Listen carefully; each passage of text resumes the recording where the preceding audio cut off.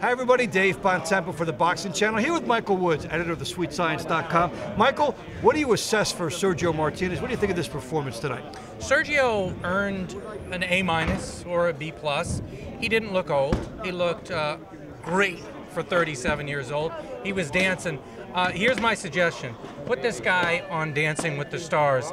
I guarantee he'll get a lot of votes from the ladies. His movement was excellent. Would I like to see him throw more punches? I saw a lot of dancing. I could use a little bit more punching along the way. But end result, a TKO in round 11. You gotta like it if you're Martinez and if you're his promoter, Lou DiBella.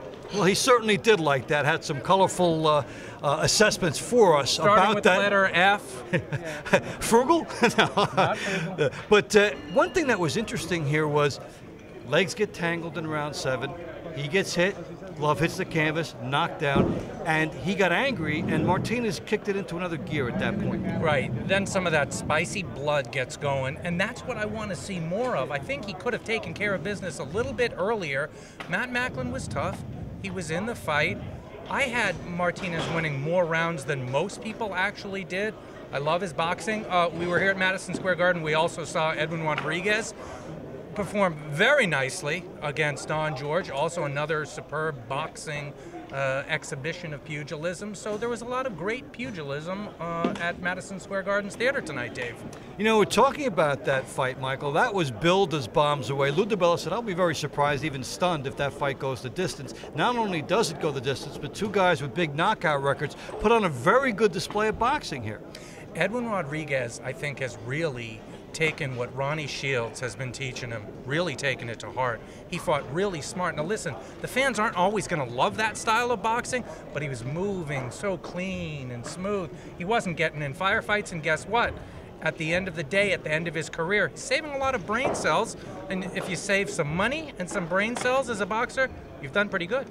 And he's in a division 168 in which there could be a lot of potential if he could get that next up. Do you think he's ready for that championship, or would you like to see him have a couple first?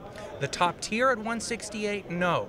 But a top 15, a top 12, even a top 10, yes. But we're not quite ready for that upper echelon. Let him soak in some more of that Ronnie Shields teaching first, then before we start talking the big names at 168.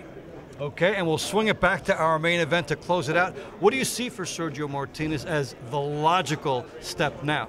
You're asking for logic in boxing? You've been around a couple of years. How often do we get logic? Maybe the most logical. Quote unquote logical. The most logical is another Lou DiBella fighter, because those are the easiest deals to make, right?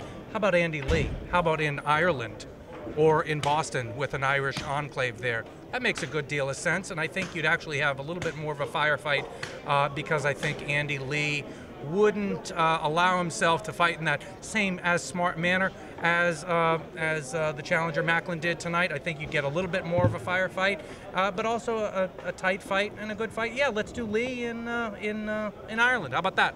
All right, Michael, thanks for being with us. For Michael Woods here at Madison Square Garden, I'm Dave Bontempo for the Boxing Channel.